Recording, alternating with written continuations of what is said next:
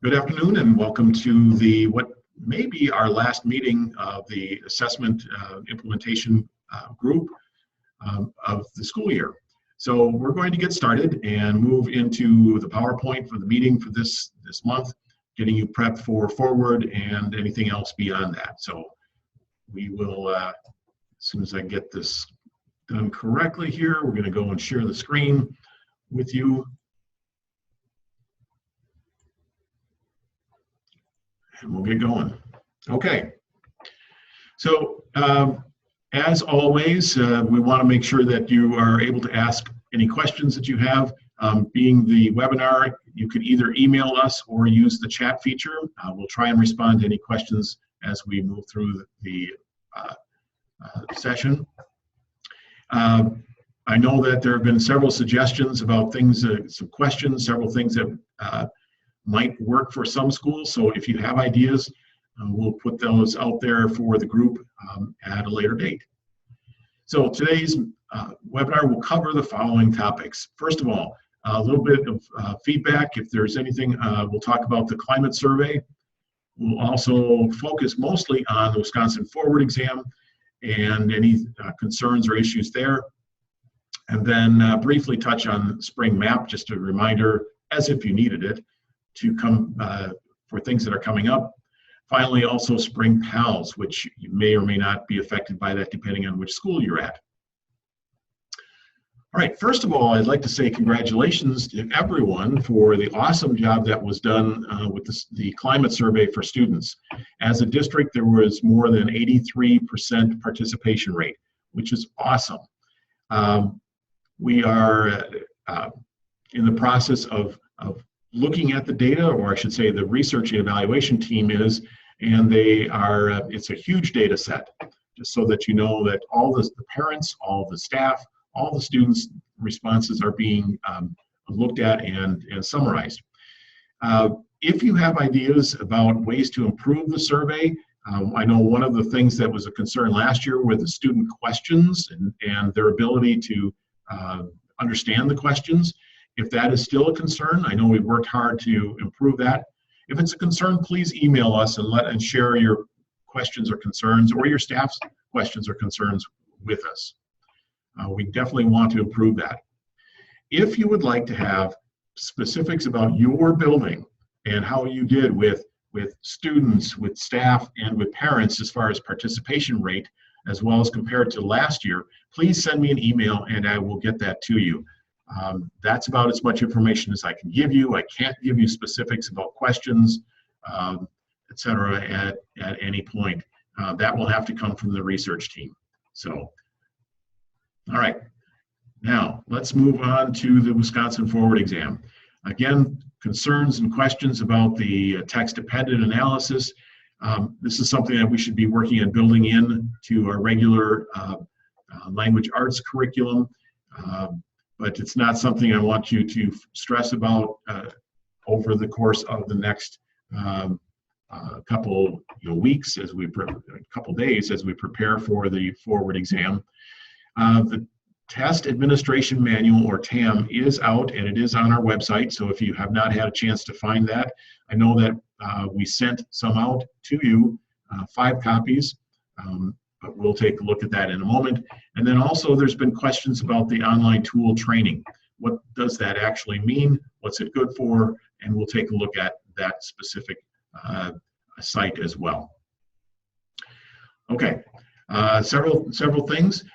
One, the most important thing that hopefully you are not receiving much of, and hopefully this is a non-issue for you, but if you get students who receive emails or notes from families asking to opt a student out of the Wisconsin Forward exam, or any exam for that matter, please email a copy of that or scan the copy of the handwritten note or the letter and send that to either Sarah Wellner or myself.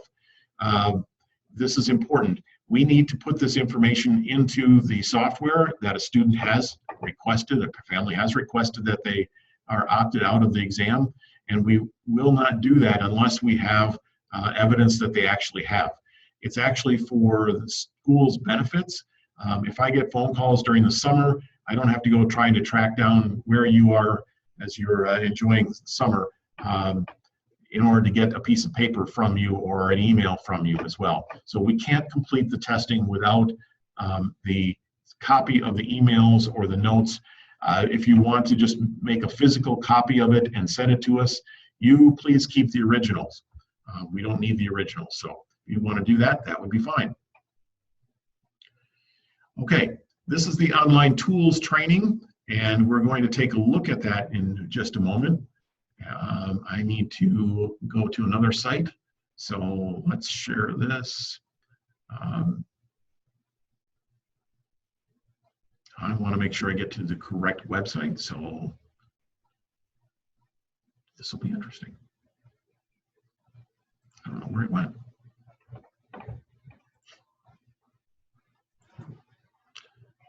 Nope, that's not it. All right, here we go. Can you see that? Yep. Okay. All right. So there are two things that you can do on this online tools training page. And one of them is it has a link at the bottom in the yellow text to what are brief videos and overviews of the different components. You can click on the students, and then you can see here's a 3-minute and 30-second pausing, exiting, and ending the test generalized video. The tools are over here. It's just a video and a how-to, and they're pretty specific, pretty straightforward. However, that's not what I want to show you. Well, that is, but I also want to share with you the fact that this website with the online tools training is also what would be considered a practice test. They have not put out a specific set of questions only for practice.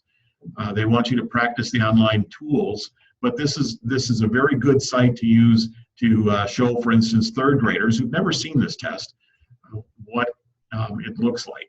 So I'm going to dive into English Language Arts, and we're going to look at 4th grade.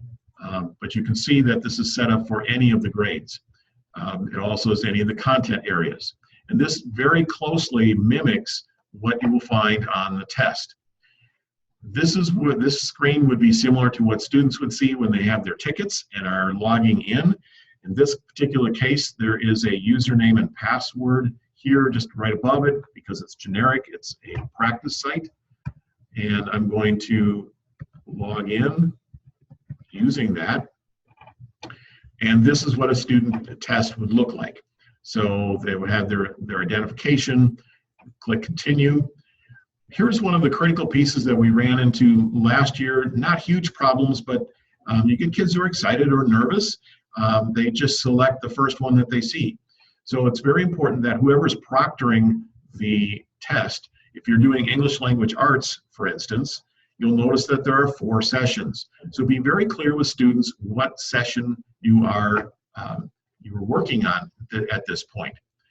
If you say that we're working on session 1 and you have a student who is not so great with the mouse and clicks session 2, don't worry about it. You can exit that test immediately and move back to this. Maybe you have to log back in, but then you can go back to session 1. Even if they begin testing a session that's the wrong session and they answer a couple of questions, you can exit the test and come back to it at a later date. It does not lock the test up. It does not lock a student out. However, be very careful that the student does not submit their test to the vendor for scoring. That's a whole other issue, and I need to apply to DPI in most cases to have that unlocked. So ending or exiting a test is fine, but submitting a test is going to be that signals that we're done. So let me click on the test session 1, the text the text writing prompt, and these are the directions that you'll see. I'm sorry, I couldn't think of a text-dependent analysis. Keep in mind that if you have the Spanish embedded translations, stack translations, that it will appear not one over the other, but screen after screen. So the first one may be in English. If you click next, it will be the same page in Spanish. There are a lot of direction pages. So I believe the number when you add the Spanish is there will be 16 pages that they have to click through in order to get to the actual test. So just keep that in mind. Prepare staff, prepare students. This will give an overview. These are the same directions that you will find on any of the sessions. So all 4 of the English language arts sessions will have these same directions, as well as the mathematics, the science, and the social studies. It is not content specific. So you'll find as you go through the testing that students may want to read through it more carefully on the first session, but by the time you get to the 3rd or 4th session, they probably have it figured out. So let's just take a quick look at these directions. It goes through the different testing tools. So I would highly recommend that there's a conversation with 3rd graders about what tools are available to them, as this is all brand new. While they have taken the MAP test, they're now getting used to online testing. This is certainly a different environment. So the highlighter, the sticky note, the magnifier, the line guide. On the mathematics one, they will also have the calculator where appropriate. Once you get to this page, you'll notice that it says begin the test. So on here, we're just going to click begin the test. In this particular writing prompt, it will have a long read. Notice that there is it says page 1 of 4. So it really is important that the students read the entire section and not just think that this is the only thing that there is. To turn the page, they simply have to click on it, go back, click on the left, go back to the start. These are things that are important for students to know as they move into the test. They can move to the next question, click on it, move to the next question. I can take the cross-off tool and cross off those that I don't really think are the answers and answer the question then. When I am finished, I can review and end the test, which is in the bottom left-hand corner, the green button, or I can pause the test. If I pause the test, it provides me with a wait time of 20 minutes. At the end of 20 minutes, it will basically kick you out of the test, and you have to restart the test with the ticket, the login, username, and login. I can resume the test and come right back to where I was. If I end the test, if I'm done, here are some of the things that students do. You click on end test, say, oh great, I'm done, and they'll close up the computer. That does not finish the test. It may turn the computer off, but it is still a test that is remaining out there not completed. So you will have to submit the test rather than just close the browser. So we can go back, or we can actually exit. We're going to go back to this. So that submitting portion is a really critical piece that students need to be reminded of. And if at some point you run a report and says that student A has not completed the test, and they say, oh no, I finished that, or you were standing in the room and saw them finish it, you may want to go in and check whether or not they've actually hit the submit button. Okay, so let's take a look at the, go back to the PowerPoint, and we'll continue on with that. Now, you should have received tickets in the interschool mail by now. If you have not, please email us right away. They are, again, color-coded by content area, and they are 8 tickets to a page. We have spent a lot of time and a lot of energy communicating with the vendor and saying this is really a bad thing. But they seem to say, yeah, we get it, and they don't change anything. So we'll continue to work on that. Please also be aware, if you recall, that the tickets, you'll get 1 ticket per content area per student. So even though there are 4 sections of the English language arts, and you might think that they need 4 tickets. They do not. They will need 1 ticket for that entire content area.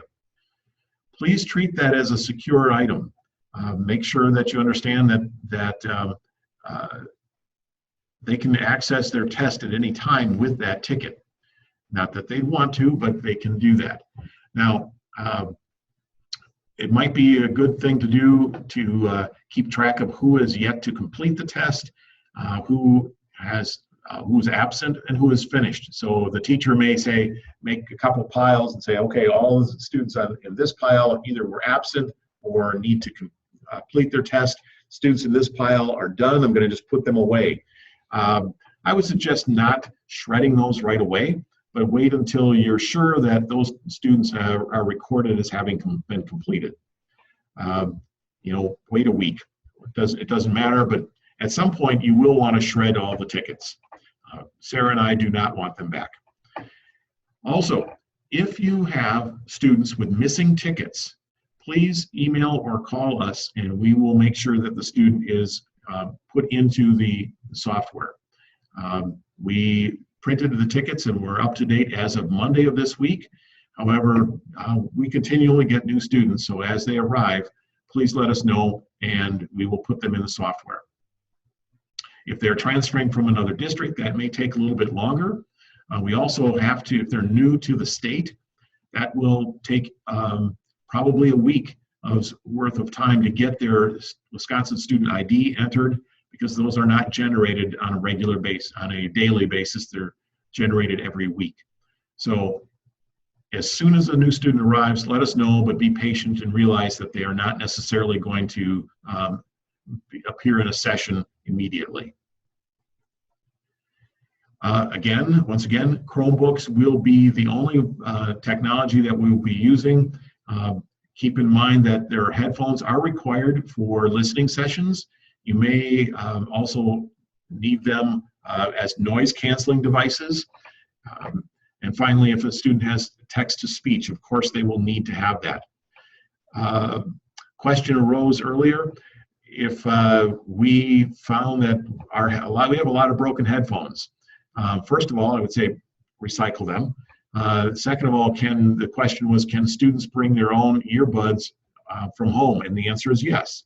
As long as it works on the computer, I have no problem with that. But really, hopefully you'll have enough headphones to support all the students who are testing. Okay, now each one of you has access in eDirect to a progress report. And I'm going to click over to eDirect and log in. If you do not have the ability to log into eDirect, please let us know and we'll make sure that you have an account that's set up. But what we're going to focus on is the question, how do I know when students have finished, or if a student is missing or not completed a session? Just right now, for your information, we're going to be looking at something called the Student Status Dashboard. And I'm going to go back out and go back online. And we're going to go to the eDirect login. One of the things that I just need to admit to up front is probably once a month I get the wrong website because they look so similar. eDirect and WIDA AMS, if you were involved with the access testing, look amazingly similar. They're coming from the same vendor. Keep in mind that this says, I know right in front of me, here it is, eDirect, as well as it says Wisconsin in the upper left-hand corner versus, I believe it says something like WIDA in the upper left-hand corner if that's the site that you're on. But I'm going to go ahead and log in.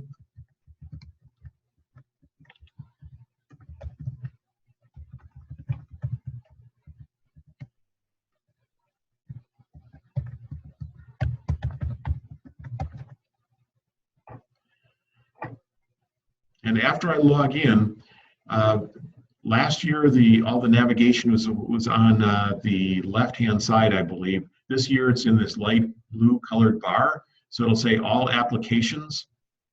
If you click on all applications, and then this will be interesting because it's being covered up, but I will see if I can click on the report. Might be able to minimize the Yeah. video. All right. Here we go. I minimized it, and then it moved over to the other side. So I'm going to click on the student status dashboard.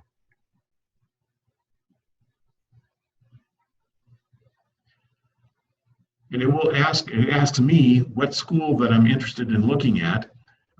You may not have that choice. It may just have your school listed, but I'm going to click on an elementary school, and you notice that it does say Spring Forwards to 2016 or 2017. Please click on the correct year. So I'm going to do that, and it will come up and show me a dashboard about completion. And so right now I'm looking at a donut graph, a status graph, that there are going to be at Falk Elementary 932 exams sessions given, none of which are complete. So you'll be able to look at the entire school in one fell chart, and by clicking on this I can see the number versus the graph. Likewise, I can see which grade levels are completed. I have not started any in 3rd, 4th, or 5th grade. As I scroll down on this page, I'm now able to see specific content areas. So how complete am I with the English language arts, mathematics, science, and social studies? Then also by grade level. Here is one of the features that I know that some of you will be looking forward to, and that if you continue to scroll down, you will see, first of all, that you can export this to an Excel spreadsheet, to a CSV file. So just click on that and you will be able to export everything, last name, first name, grade.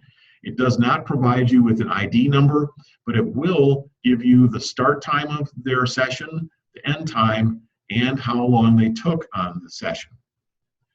One of the concerns has been, what happens if a student just accidentally clicks through and is done in 2 or 3 minutes? I have the ability to unlock a test if under 2 conditions. Number 1, the student has completed 2 or fewer questions.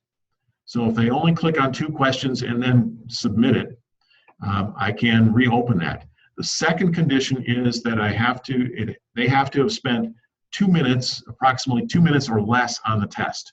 So literally, if it's an accidental, oh, I'm in this, how do I close it, click, and they submit instead of just closing out, then I have the ability to reopen, unlock, and basically invalidate that test so that they can actually start all over. If it goes longer than that, I need to send to DPI a pretty decent argument about why they should unlock this person's test. And the reason, such as because they went too fast, that just will not really sit well with DPI. So it needs to be, they were sick, they did something wrong, they had some kind of, they acted out, some kind of, whatever it is, let me know, and we can talk about unlocking tests. Fortunately, this doesn't happen very often, and I don't expect it to happen often this year. But if you get in that situation, send us an email, give us a call, and we'll work through that that particular set of information. Okay, so student status board, dashboard is something you most likely want to take a look at, maybe on a daily basis. Regarding the other applications, one of the things that everybody asks about, and you may want to know where it is, or a reminder of it, if you have to print a student's ticket, if the IEP was open and now has been completed and the changes have been made, you will be asked to print the tickets for the students. To do that, you go to Test Management. Clicking on Test Management should get you to a dashboard that looks pretty empty, but then it says Manage Test Sessions. So we're going to click on Manage Test Sessions. Again, I'm going to make sure that I'm on the spring 2017 forward exam.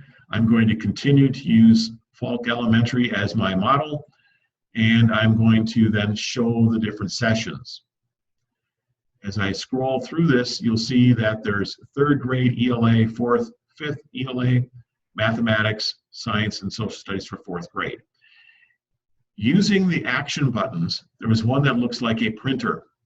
So I can click on that and print all tickets. And unfortunately, that's not going to show up for you. So I apologize.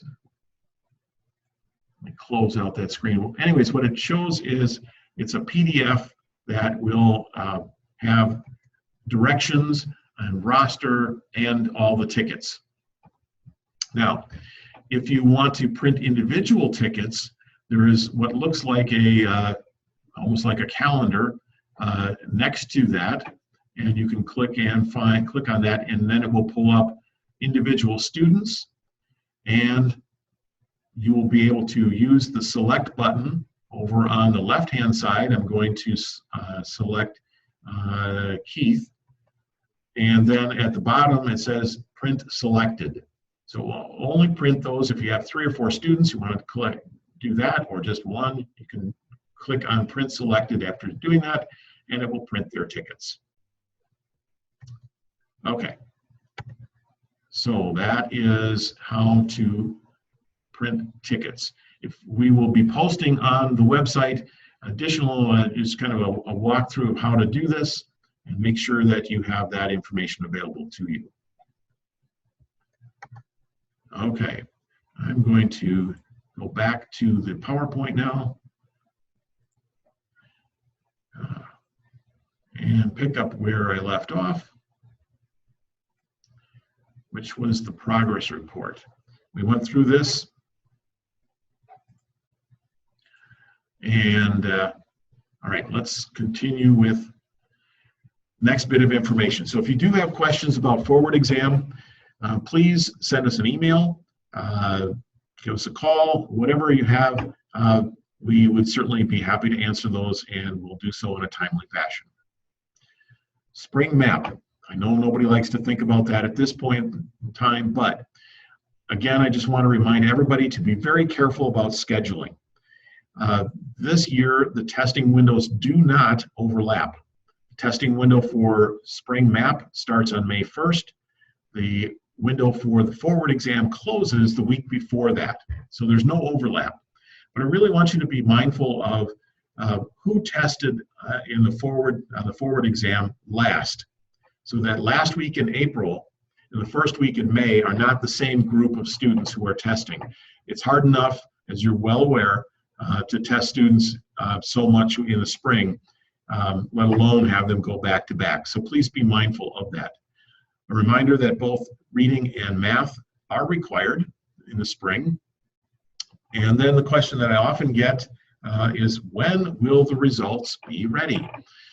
So the results will come back in late May to my office, and it takes a couple days to get into the data dashboard. It should be available on June 5th, which is a Monday. So schools will be able to have that information as of Monday, June 5th. I know that everybody starts working on the end of the year SIP goals, whether they met them, etc. So that's when it will be in dashboard, barring any major accidents or data catastrophes. So, and finally, just want to talk about Spring PALS. Remember that this is the same window for both 4K, K, grades 1 and 2. In the fall, there are 2 separate windows, but in the spring, they are the same window, which is April 24th through May 26th. So it's a good 5 weeks long. Several years ago, we had something that if students in grade 2 passed at a certain benchmark level, they were exempt. We're not doing that, as it requires the entire battery to be done at the beginning of the year. So we're going to be doing just the expected components, the mandatory components for all grades K4 through grade 2. Scores need to be uploaded by staff no later than June 9th, which is a Friday. After that, if there are issues with scores that are not uploaded, please contact me and we'll get that taken care of. All right, so just a reminder, a couple things. First of all, if you are interested in information from the climate survey, send me an email. I can get you participation rates. The forward is coming up. Tickets are critically important. If you have missing tickets, let us know. There is a dashboard that will be available to show you who has completed things. We also took a look today at the online tools training with some suggestions about specifically third grade and any new students actually taking a look at that, the different tools, but they can also be used as practice questions. Finally, a reminder about Spring Map and PALS. So that's it for today. If you have any questions or any concerns, please send us an email and we will be happy to respond. Thank you so much and have a good afternoon.